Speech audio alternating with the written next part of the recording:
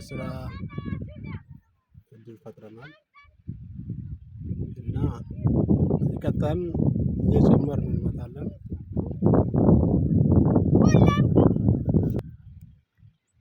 እና በበጋ ያለማነው 2 ሄክታር ጥቅል ጎመን አምርተናል።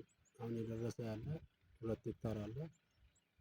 በተመሳሳይ ቲማቲም 1 ሄክታር ሰርተናል። እየተለቀመ ነው ያለው የሚታየው እና ለብዙ ሰው የስራ እድል ፈጥሯል።